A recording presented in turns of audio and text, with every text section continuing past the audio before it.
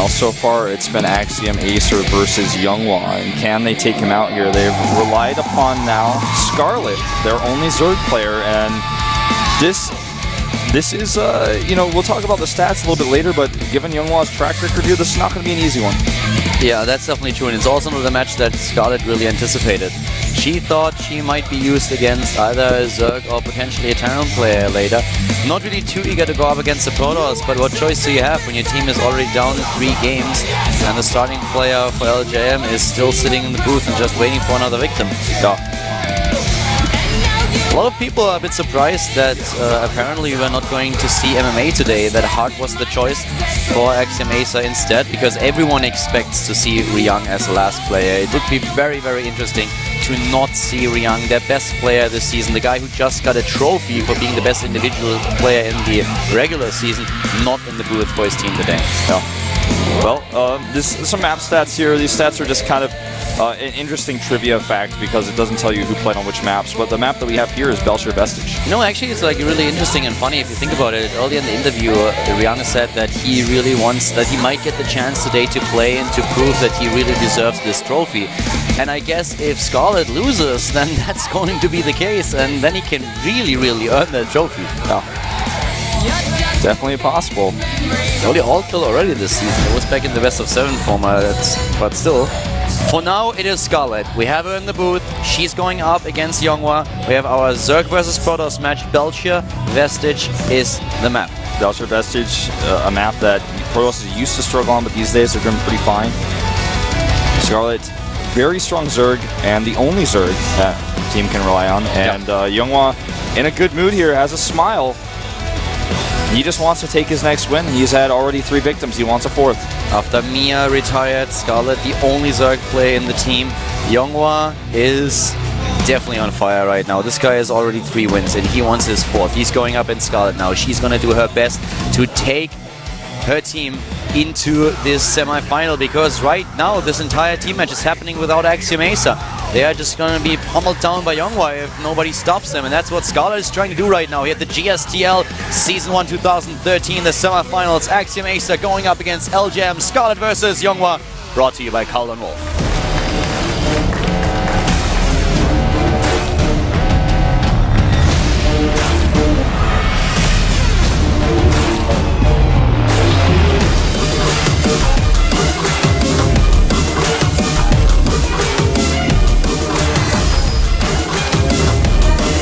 Player number 4 for Axiom-Acer, to the top left of Belcher Vestige. It is the Canadian Zerg player. It is Acer Scarlet.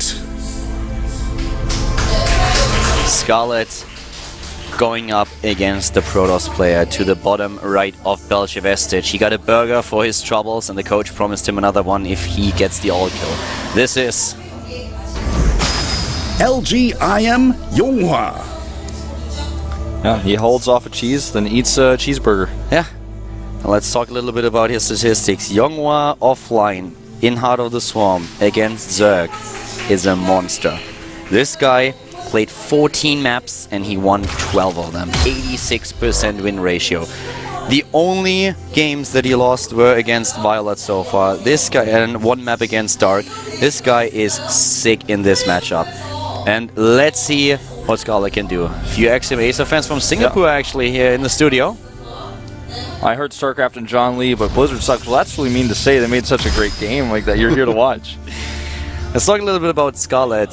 When we look at her offline games in Heart of the Swarm against Protoss, there is basically nothing. She has 1 game a few months back against Hero that she lost without taking a single map. But of course, what everyone remembers is her performance online in the WCS America group that she played, where she took out Hero. But that was an online tournament, and offline is a very, very different scenario. This is why we usually focus on the offline records for the players, because it's so much different if you are in the booth, if you are in front of a crowd, if you are in front of a camera, than when you are at home, when you're sitting in your own chair, at your own desk, in a very familiar environment. So can Scarlet actually overcome this beast that she's up against now? Yeah, that's the question here. No cannoning at the 3rd from Yonga, who did do a pylon block at the natural and went Forge first. Thought he might go for the cannons there and hope that it wasn't scouted, but he's not going to, which is, of course, reasonable.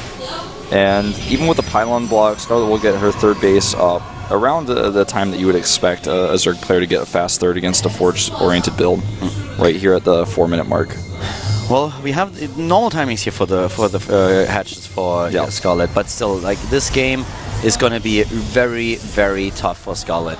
There's a reason why she didn't feel too confident going up against Protoss players. And yes, she won the match against Hero, but she also lost to Oz. That was, of course, all online. And I just have to say that Yonga, he looks like one of those trains that just gathered up speed and momentum, is now just unstoppable. You just have to throw him off the track somehow, but I just don't see how. Scarlet has to perform a small miracle here to make this happen. Yeah. Really, really true. But this is something that Scarlet accepted going out. You know, I'm sure Crank asked her, hey, are you feeling up to it? And she said yes. And the fact that she's able to say yes, and this means that she feels like there is definitely a high chance she could take this match, and she's confident. For her, it's always... I talk to her a lot, and the one thing that she always said is that she feels a little bit pressured when she's performing in front of a camera, and in practice everything is going very well for her right now. She feels a lot more confident in her abilities. For her, the problem is always that she doesn't really feel that she can perform on the same level when she's sitting in the booth. So that's a bit of an issue. But if she can do that today, if she can get the same performance out there that she performs on ladder, online, then she can take down Yonga for sure. Yeah. Just got to get that mindset right. It is a Stargate play from Yonga coming out here, while Scarlet back at home takes her first gases, takes 3 gases, in fact.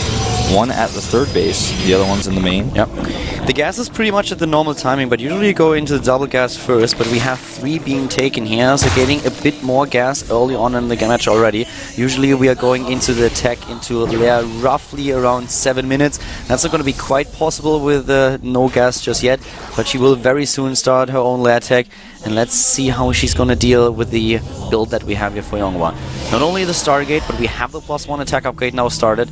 Yeah. And the first Phoenix is going to go straight to the top right, trying to hunt down Overlords. We always talk about that one flying versus Stefano game with +1 and Phoenixes on this map, and I think that same type of build is what we're going to see here from Yonga, who now adds the 3 gates. So it's going to be Phoenix pressure into 4 gate, but the Roach Warren is coming out at a really nice timing for Scarlet to actually be able to defend this. One of the reasons why Stefano had so much trouble in that game we always mention is that he skipped the Roach Warren, and +1 Zealots against Pure Ling is always really bad for the Zerg. Yeah. And well, we have now those additional gateways. We have Scarlet, as you already said, with a pretty normal Roach time. She actually gets the Roach Warren a little bit faster than you would normally do. There comes also the lair tech as expected, speed going up for the Zerglings, getting the Spore Crawlers now that the Phoenixes have been revealed. Just trying to be super safe, depending on how many Phoenixes are out there. These days we usually see a number between 4 and 5, just trying to, just depending on how much aggression the Protoss player wants to execute.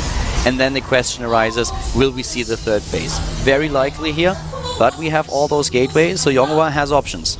Yep, Yonga has options indeed. Robotics going down. The forward pylon is already there.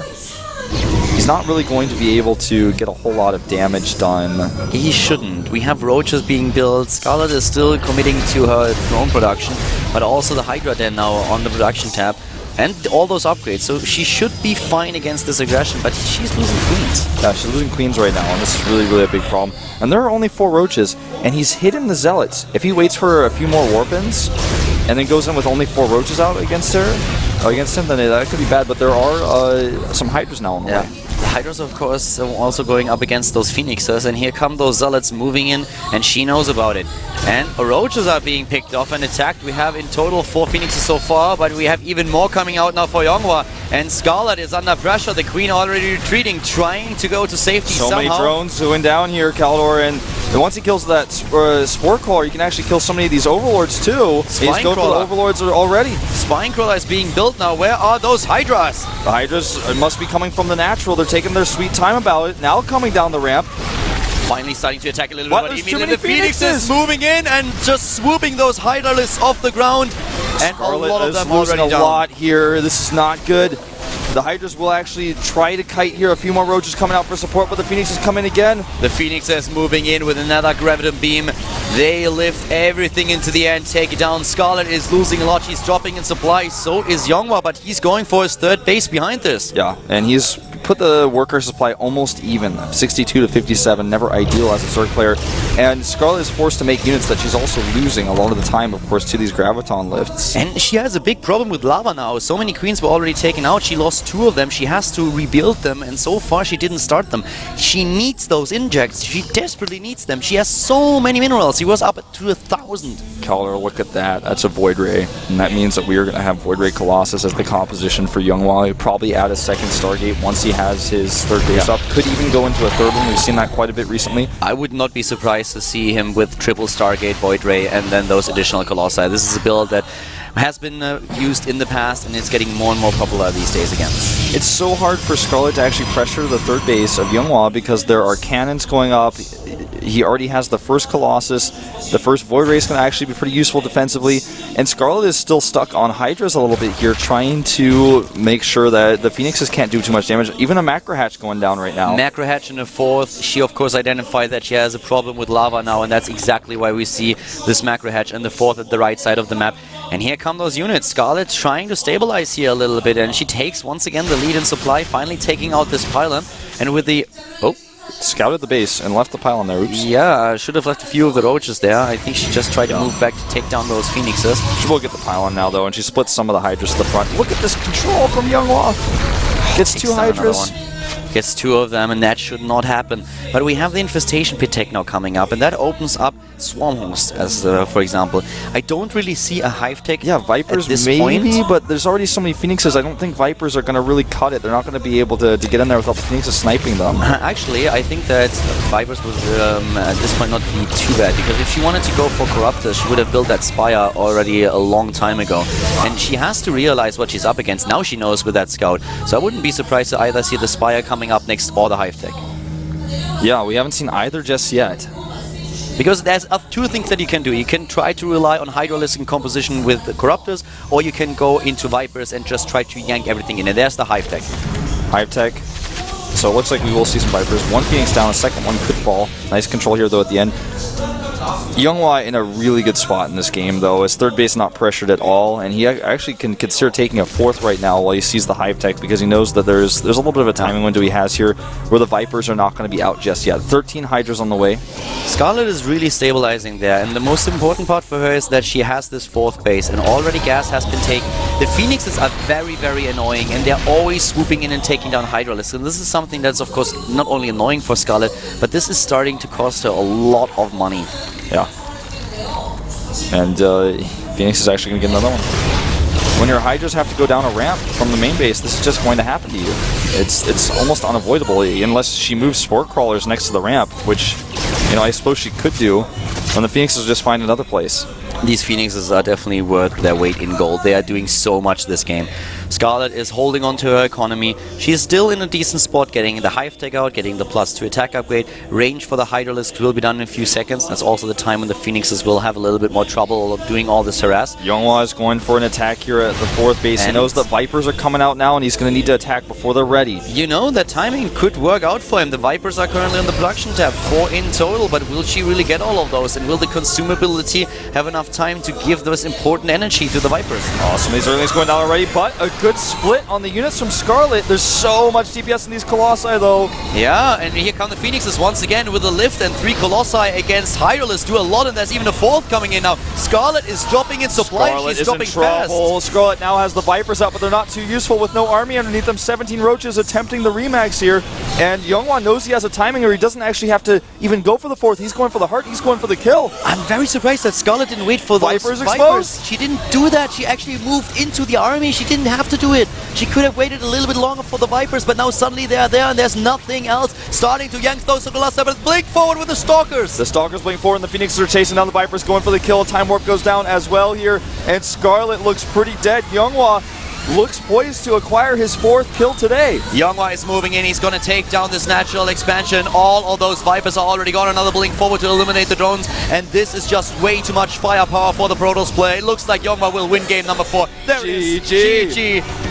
Oh my god, Youngwa, the all-killer, he's back. Look at MC. MC approves. Youngwa, those Phoenixes did so much damage.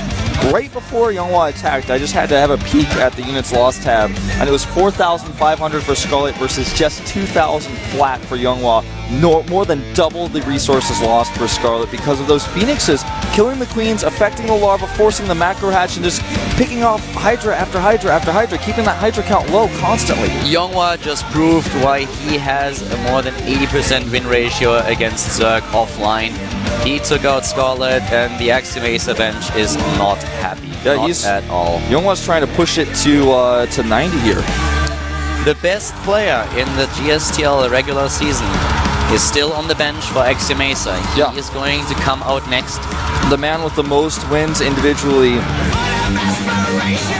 It's got to be him. Yeah, if they send MMA out here, then I'm going to be shocked, and it may have to surprise me like crazy. Hirai is currently looking at his sheet, and he's like, okay, guys, you know what? He's going to pick his next 4 players now. He's like, okay, if Yonga loses, you play an all-in, you play a macro game, pick your maps. They can go for all the matchups right now. They have so many different races they can rely on. They can rely on Yoda and MVP for Terran. At least they have 2 Terrans. That's the worst situation for them as far as races go. Then they have strong Zerg players like Kongho, and then they have so many Processes. If Axiom-Acer can even beat Youngwa in the first place. Exactly. That's the biggest problem right now. They might be all killed here. Youngwa with all the momentum that he has, and this guy, he just doesn't stop. Yeah. I think he really wants that second hamburger. This is really, Youngwa is playing really excellent games here. It's not like Axiom-Acer is suddenly having a bad day. It's that Youngwa is having a really good day. Scarlet defended well, but she was under so much pressure. Youngwa really always putting himself out on the map and putting her in a very bad spot. Those Phoenixes, man. Yeah. There were only 4 roaches because she didn't see the Zealots. He hid those, and then he picked up several of those roaches, meaning that the Zealots could actually do their damage while the roaches couldn't kill them. The Hydras also, like, they just moved in and lifted most of the Hydra lists. He didn't have the energy to lift all of them, but he just took that very important DPS for Scarlet out when the defense at the beginning started. And she I was lost just the queens, a little bit baffled to see her engage in that last battle. Yeah. I would have actually, even a sacrifice on the 4th base remake would the have been 4th somewhere something that else. I personally thought she would do if she doesn't have the time to get those Vipers. Yeah, I would have liked to see her remake the 4th at 9 o'clock as soon as she sees the attack coming, sack the 4th, pull the drones away, then wait for those Vipers to have the consume energy. She might not even have had to sacrifice the 4th base because Yonga was just sitting there and waiting for his reinforcements to move in. That gave Scarlet a little bit more time to get the energy on the Vipers to use those pulls. Going up against force fields and also Colossi with only Hydra Roach is very rarely a successful attack. Yeah, I mean, there was a Mothership Core there for time warps as well, and it was nasty. Well, the next player has to be Ryung. I don't think there is a doubt on anyone's mind that Ryung will be the last player for Axiom-Acer. So let's jump into it. I don't know what... Yeah, they're really not sure, but I'm sure. Yeah, the Korean cast. I'm like, look how unsure they are back there. MMA? It's look like, at how unsure they are. We are so sure. No, guys, it's Ryung. So, yeah, I hope that they are gonna wrap this up, because at this point I just want to see Ryung go into the booth and show his best. He has to be in tip-top shape today if he wants to perform this reverse all-kill. LGM was reverse all-kill in the past. They were. So it happened to Symbol. Symbol was able to do it back in the days of TSL.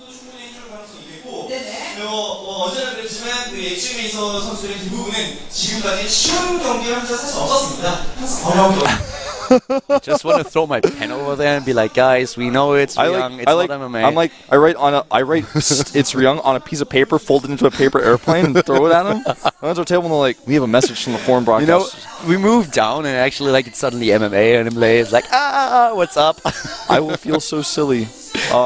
But he just got his trophy to be the most successful player in the regular season. And he said specifically today if he comes out, which is kind of implying that he's planning to come out, that he would show that he would prove it. Yeah.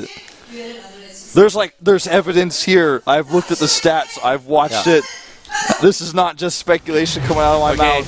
Finally, will Ryung please stand up? Thank you very much. Okay, glad to see that we were not completely wrong. And the Korean cast are like, whoa, really? It's Ryung. Who would have thought? How could the foreign casters have been so sure? Oh my god, it's really him.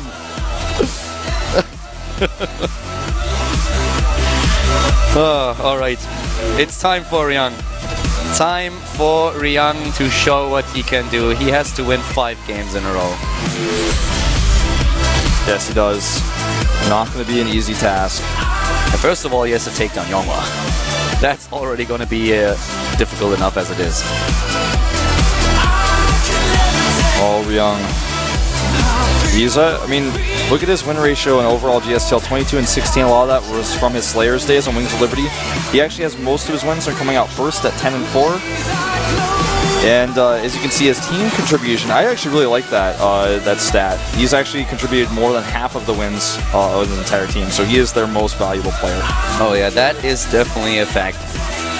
And let's see what he can do here against Protoss. It's not his best matchup, 55% win ratio. Yeah. But, you know, he has shown incredible Terran versus Protoss. If he's on fire, if he's in the zone, he has shown some of the best we've ever seen. Really loves to do his SCV pull, what I like to call a lazy boy push, where you try to end the game with the timing before the Protoss can get that storm out. Similar to what we saw with Hart. He didn't pull his SCVs, but he did that same timing. Yeah. Oh, look at how stressed the Axiom-Acer bench looks right now, and look how unfazed the LGIM bench looks right now. They are in the happy place. Ryung definitely didn't want to come out against the Protoss today. He would have loved to play in other matchups. His Terran versus Protoss is not the best. He's super strong and he might be able to pull this off, but Ryung, this guy just seems to be invincible today. Seems that way. Yonga looking very, very pensive here. Axiom-Acer had a great season. They finished second in the regular season. They won a lot of matches when nobody expected them to take him. Derelict Watcher is the map. Yeah. Alright. Game on. The countdown has started. It might be the last game of the day. Can Yonga perform the all kill, or will Ryung be able to stop him and put Axiom-Acer onto the scoreboard at the semifinals of the GSTL Season 1 2013? Protoss versus Terran, Ryung versus Yonga at the GSTL, brought to you by Kowloon Wolf.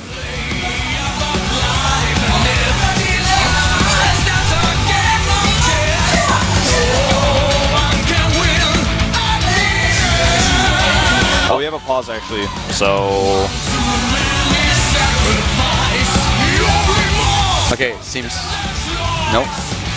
Wrong race. Oh, Okay. yeah, they did PvP. He like started his first probe before he pressed pause. Ryung picked the wrong race, right? Yeah. He's nervous, dude. Yeah, that's actually like... You know, the thing is, like, I'm looking at you, Heaven, right now. I'm like, I know you're in the Korean casting room, and you can probably you probably have some feet in my ways. I'm like looking at you, Heaven. You're the guy who starts the games. This happened twice now. You didn't check to make sure the players are the right race before you started the game. This is your fault. Oh, Ryung. He's definitely the best player on the team these days. He is so successful, but can he really make this happen? Reverse all killing LGIM. I never expected it to go this way. Ryung, of course, Yonga has a history of being an all-killer, but in the semifinals here with the performance that we've seen coming from Axiom-Acer in the regular season, I never thought this would go down to a 5th game with a 4-0 score for LGIM. This is insane. Ryung is so focused, man. As soon as he rejoined the lobby, he said, go, go, go, go, go, go, go. And then the Korean observer's like, you're still Protoss, you can just be Terran. He's like so ready to play this game, he cannot wait. The map is loading. We're jumping into the game this time for real. It might be the last map of the day. Derelict Watcher, Axiom-Acer's Ryung versus LGIM Yonga, the GSTL Season 1 2013, the semifinals with Kowloon Wolf.